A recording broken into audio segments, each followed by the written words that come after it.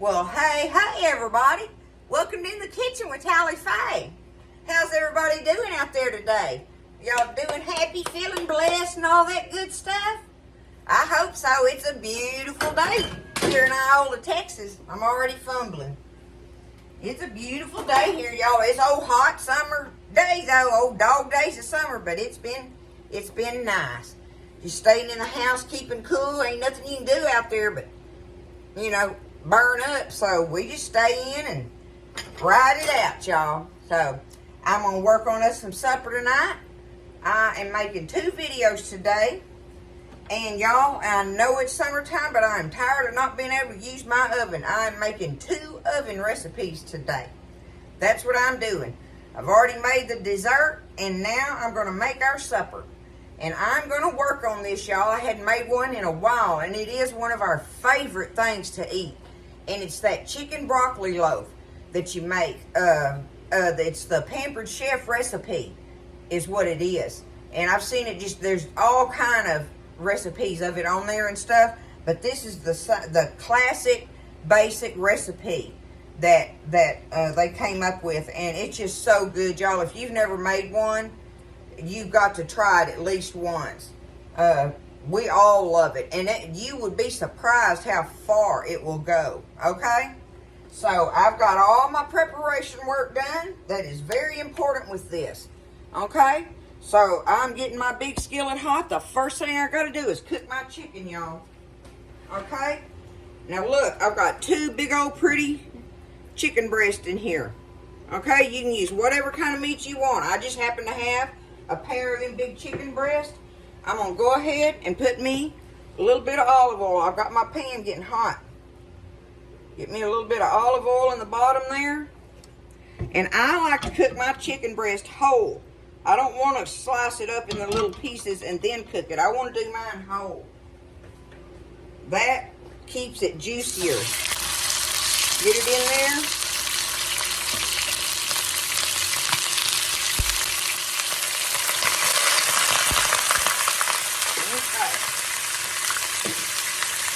Sit here and watch it. I'm going to get it seasoned up a little bit. Put with some salt and pepper and garlic powder on my meat. I want to get my meat seasoned up real good. There's some black pepper. Let's do some salt. Okay, you got to season it to taste. But you know you want it to have some flavor to it, right? Salt, pepper, a little garlic powder. Okay. And now this is optional, but I like to put mine in there. And that's a little bit of crushed red pepper in it.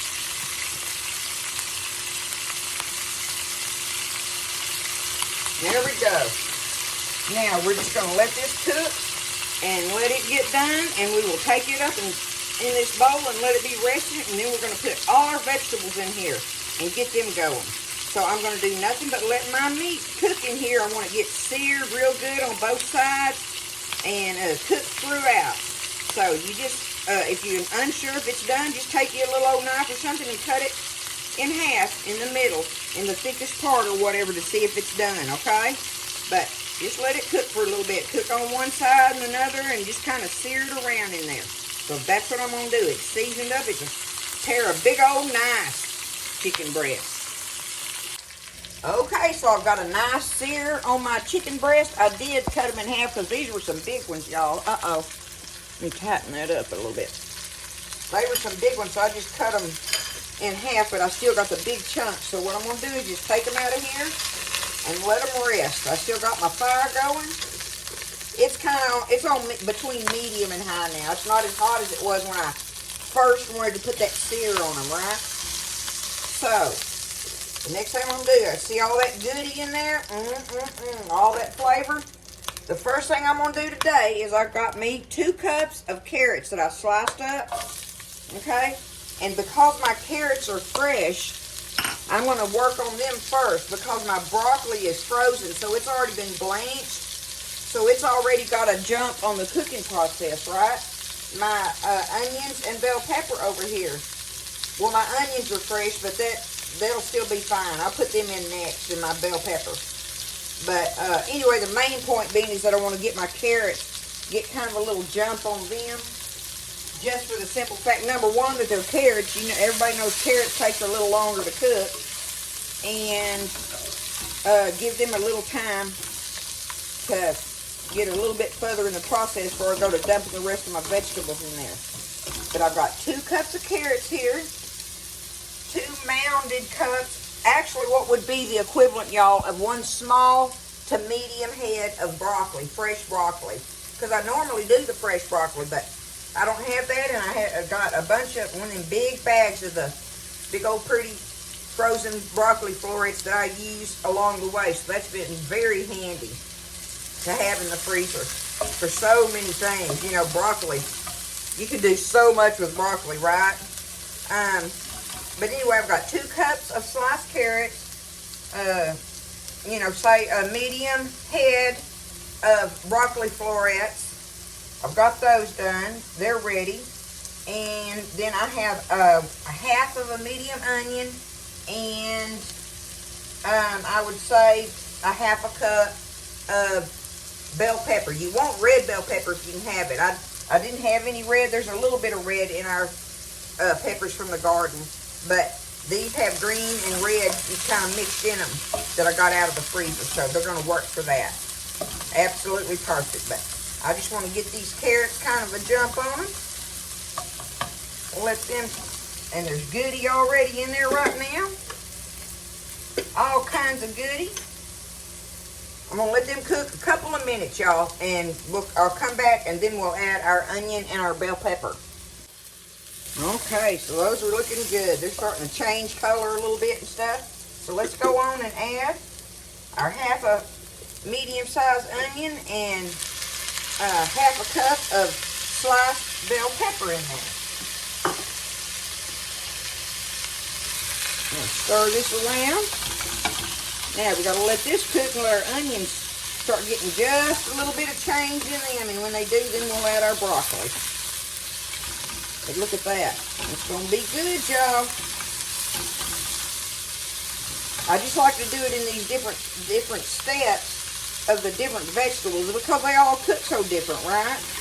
On timing. I mean, you don't have to. You can throw it all in there, I guess, but some of it's going to be mushy and some of it ain't even going to be done if you do that. So, you know, you think about, and you can use whatever vegetables you want in this thing. This is so versatile, right? But like I say, I'm using the basic, classic recipe that first came out as far as what we're putting in here in our vegetable chicken mixture, okay? So I'm going to let that cook a little bit, and we'll get back and get our broccoli going in there. Okay, so we're starting to get a little bit of color change there. Onions are just starting to get translucent a little bit. Let's go ahead and put our broccoli in.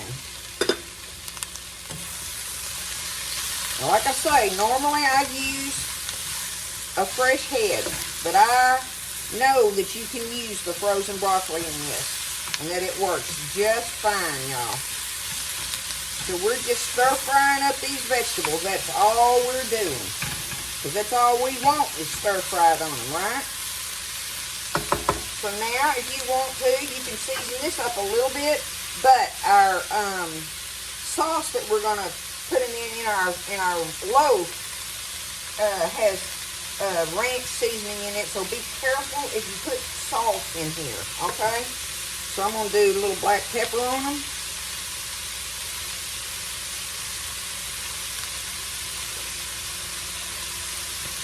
A little bit of this garlic powder. Okay. And I'm not even going to put any salt on, y'all. That ranch dressing mix is very salty. If I don't have enough salt in them when we make our slices off of it, we can salt it on our plate, right?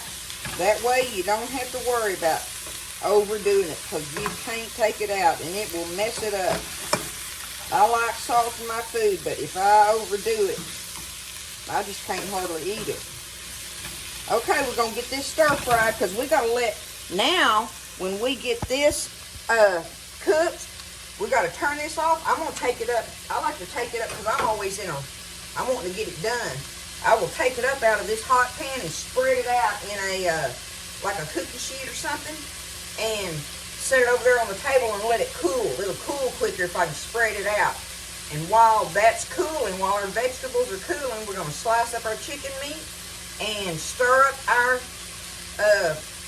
our cheese concoction stuff that goes in it. Okay? We'll get that done, and then we'll be ready to put it all together and wrap it up in the braided bread, the crescent rolls. You need 2 cans of crescent rolls. You can buy either the plain or the garlic. It don't matter on this. I buy plain crescent rolls because it gives me options. If I buy the garlic ones, then I'm limited, right? But if I buy the plain ones, then I can make savory or sweet things with them. That's why I get the plain ones rather than buying garlic ones. Because I'm going to always try to have 1 or 2 extra cans in my refrigerator for whatever comes up, right? That's just a Tally Faye thing there, okay? This is just about done. I'm going to get it, I'm going to take it up and put it on a cookie sheet and let it be cool. And we're going to get over here at the bar and cut our meat up and make up our goodie that's going to hold it all together, y'all. And that's the good stuff, too. Okay, so I'm set up over here at the bar. I'm going to go ahead and get down here and we're going to cut this chicken up. It's been sitting there resting, right? And I need for it to cool as well. See my vegetables? I don't know if you can see them smoking. I want to show it to you up here. See, look, they're still, but I got them spread out. So that's going to help them cool faster while I'm cutting up my chicken meat and going to let it cool as well. Because if you try to put this filling, once you get it all stirred up, if you try to put it on your crescent roll dough to make your loaf, if it's hot, it'll melt the dough and then you have problems. That's why you have to let it cool. So I'm going to get this cut up. I'll just toss it right on top of my vegetables there. And we will stir up this mixture here. Let me get this cut up, y'all. Okay, so all my meat's cut up. Look, that goodie in there. I'm just going to pour that right on top of my... You don't want to waste none of that good flavor, do you? Okay, I'm just going to take my meat now and just dump it right here on top of my vegetables right now, and just let all that sit there and cool. Give it a stir a little bit every now and then. That'll help it come on.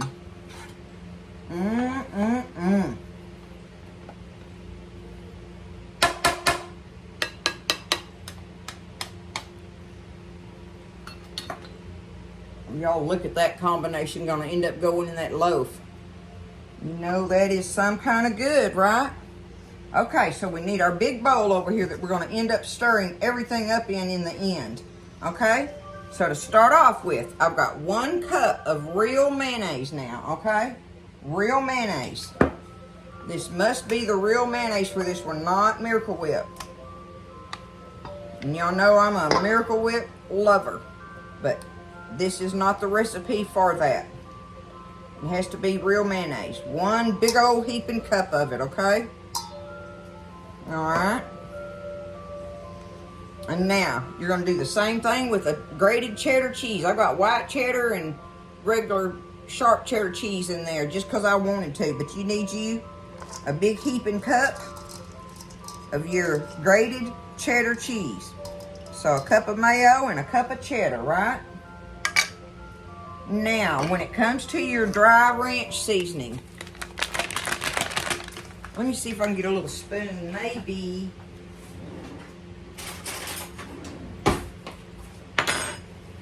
Because you will overdo it with this. You have to be careful.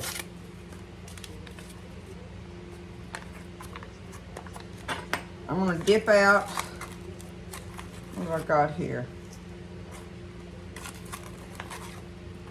Okay, 2 heaping soda spoons of my ranch mix, my powdered ranch mix in there. That's what I'm putting in there for that, all right?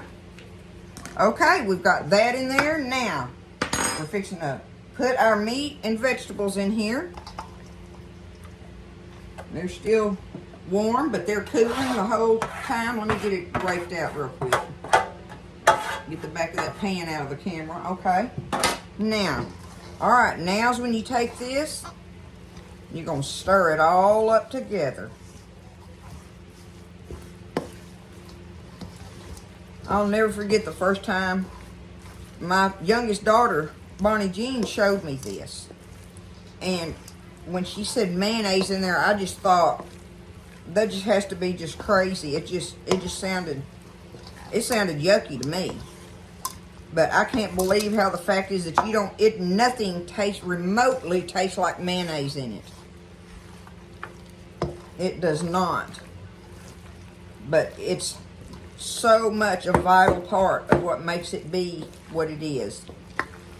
Okay, looky there. There it is, all stirred up. Okay. Now, I'm fixing to go over here, spread it out a little where it can keep cooling. Okay.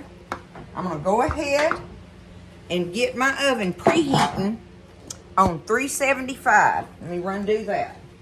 375, y'all, okay?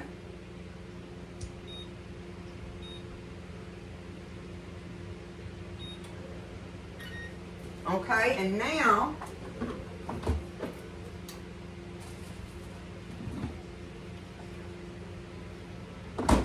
I want 2 cans of my plain, it says original, of the crescent roll dough, the eight rolls in there, right? Original crescent rolls. Y'all know how many times I've done that? Remember, I'll open a can up and it'll be like the sticks or something, and just mess up my whole recipe. But I do it anyway. I don't panic. I ain't gonna be scared. I figure out a way to make it work. But you want to try to watch that when you're buying them, because it will trick you, and it won't be the rolls. It'll be some kind of stick thingies or something. I can't remember what, but anyhow, let me get them open here. Got me a big cookie sheet, okay?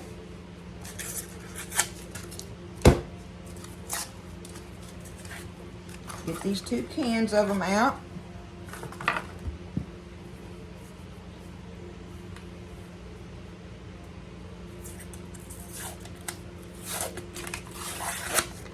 Y'all, I think that this meal here, this loaf, is an awesome summertime dish for supper and an awesome wintertime dish for supper, because like in the winter, it's so good served up with like a bowl of soup and stuff like that, right? You know what I'm saying there?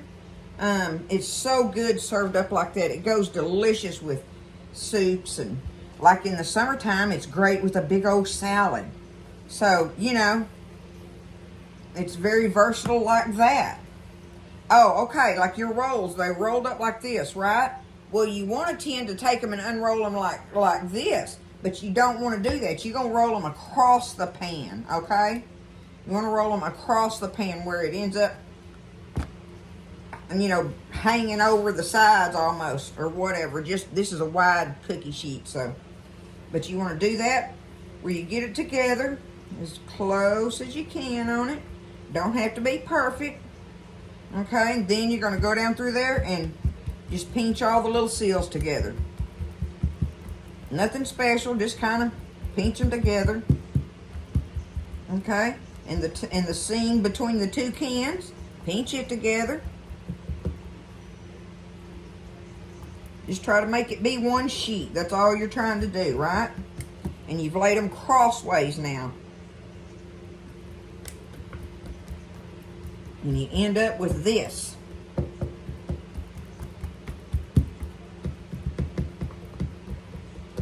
Okay. Oh, I need me a little pair of scissors.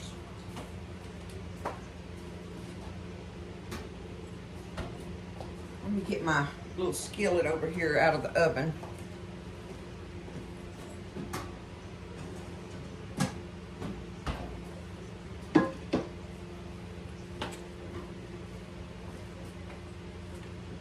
Okay, got me some scissors here. Now we're going to go ahead, before we put our filling in there, let me give it another stir just to help it cool even more. It feels like it's already cooled and delicious. I know it is. Okay. Now you're going to take your scissors and go along the edges of it and just, I don't know, 1/2 inch strips, 1 inch strips, whatever you want to cut. You're going to cut it about halfway to the middle. Halfway to the middle. Use that line right there for your middle and just go about halfway to it. You got to make some little strips because that's what we're going to braid it with. And I never get these the same width or none of that. So, you know, mine don't always turn out real pretty like the other people's do, but I know it turns out delicious. And y'all know that's all that matters to Tally Faye more than anything. I'm going to use that seam. There we go. Just cut me some slits across here.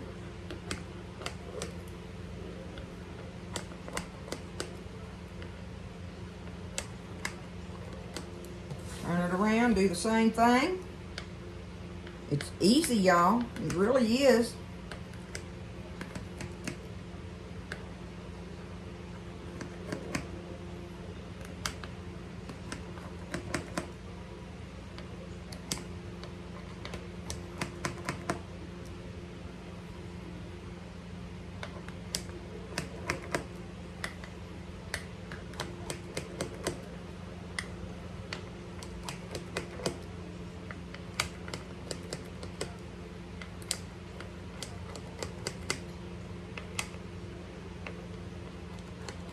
Okay, that's the Tally Faye cuts.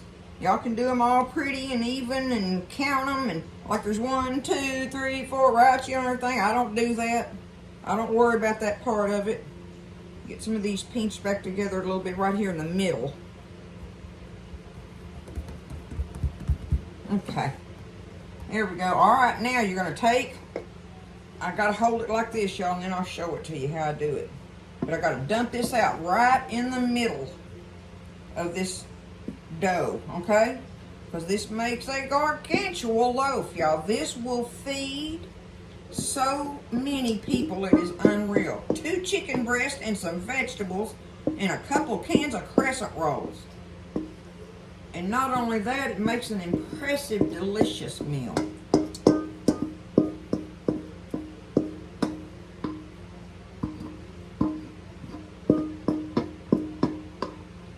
Okay, there we are. Now, see, I've got it down through the middle, kind of like that, right? So, I'm going to take my strips. Wait a minute, I want to try to take my fingers first and shape it a little bit like a loaf, like you would a meatloaf, okay? And try to center it in the middle of that thing. Try to center it kind of down through the middle there. It's like a meatloaf. It's a loaf, right? It's a loaf and we're going to slice it. Okay, there we go. Now I'm going to take the first 2 and just cross them across each other. The second 2, cross them. Cross them. And just keep doing it like that. Make the little, and it looks like a braided loaf. Mine looks like somebody that don't know how to braid. But it does look cute still. Even as unpretty as I make them, it still looks pretty, y'all. It's crazy. That's why I'm saying don't be scared of it. You can do it. You can absolutely do this thing. Okay, the last ones now. I'm going to take it and try to seal it up a little bit on the end with my fingers. Just kind of pinch that dough together. Turn around, do the same thing here. Seal it up a little bit. Okay? And there is our loaf. Y'all look at it. Okay? All right, now, what I want to do is I got me I cracked 1 egg, and this is egg white with some water in it, and I whipped it up. Okay? I'm going to put me some egg wash on this. So I'm just going to go across there, paint it all down with this egg wash. It'll make a beautiful golden crust on it, right? We all know that. Just paint it with some egg wash.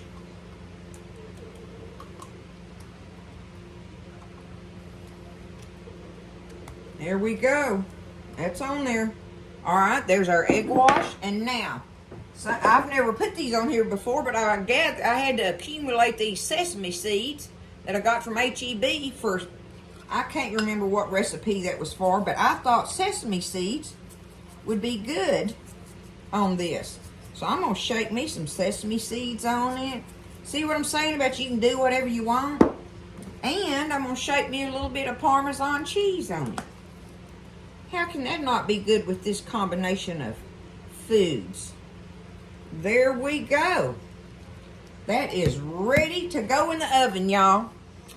375 degrees for 25 to 30 minutes. You just got to watch it, and what it is you want your bread to get golden brown on there, and you want to see a little bit of bubbling coming through the some of the little open areas. You want to see a little bit of bubbling showing you something there, because you want to make sure that it's melted through and through.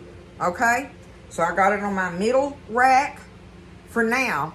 I may put it on the top rack like the last 10 minutes or something, right? 5 minutes, something like that. But I'm going to bake it for the majority of the time. There it goes. It's waiting on me on 375 on the middle rack for, 25 to 30 minutes. And then, just watch it. Okay? Just watch it. But there it is. That's what it looks like before we bake it, y'all. Have y'all done these? I know you had to. They've been around forever. And they're really, really good. Okay? In the oven it's going.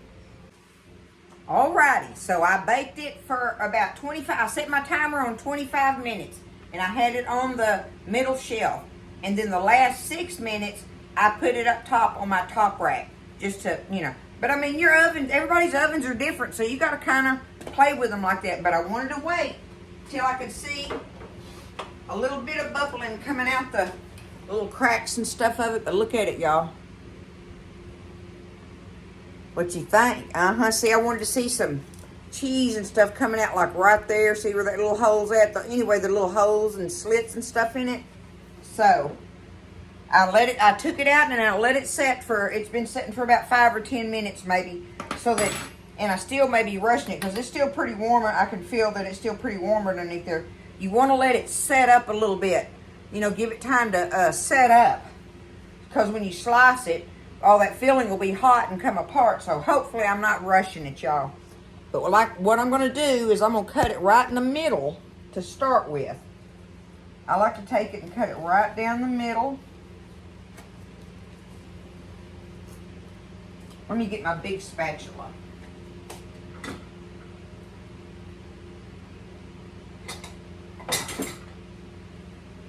Well, I'll just use this one. Let's see if I can get under it with that.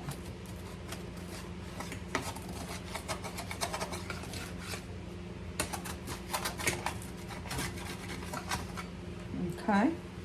Turn it around here.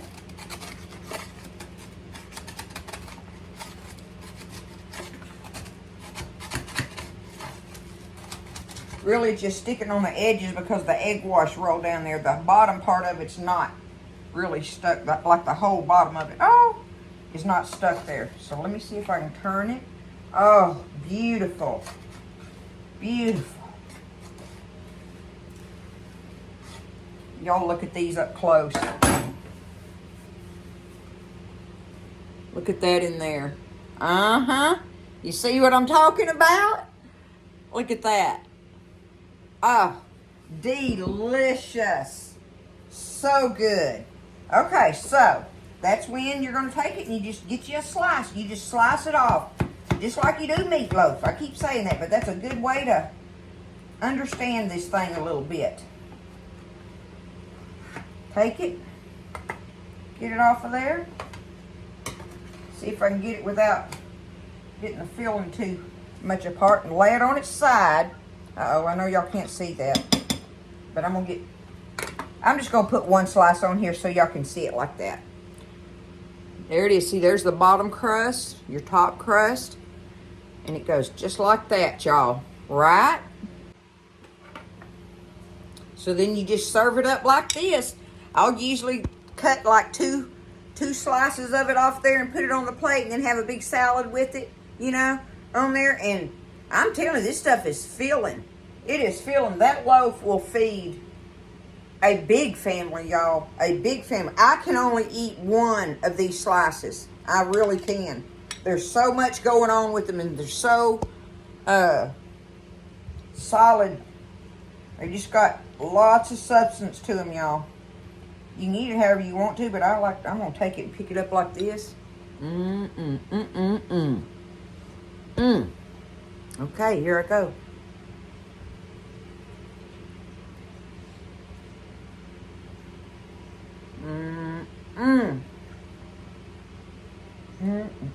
Oh.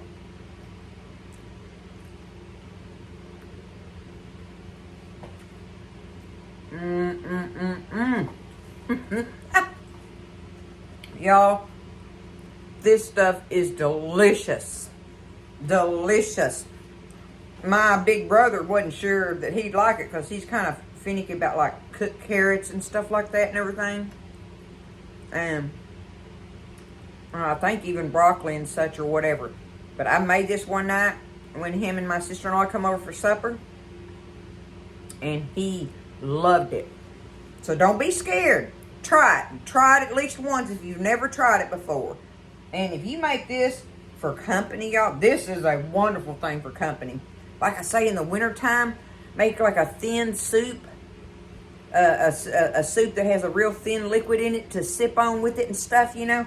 And like this, you can take it and dunk it in the pot liquor in your bowl and stuff like that. So that's why I'm saying it's a great wintertime. I'll be making this again this winter. I'll make this again with the thing of soup, and we'll video that. But like in the summertime, it's delicious with a big old beautiful salad. It's just one of those kind of things, y'all. So it's a chicken broccoli loaf. Do not be scared to try and make this. Look at that all up in there, y'all. And look how beautiful the crust does and everything. And see, my braiding don't look too half bad. Hey, it always turns out great. It does. So, listen, y'all try it, okay? I love y'all. Y'all have a wonderful weekend, and I hope you have a blessed weekend. And just that everybody's doing okay. I love y'all. I thank y'all and everything. And listen, y'all just stay blessed, all right? And eat well. And I'll see you next time in the kitchen with Tally Faye.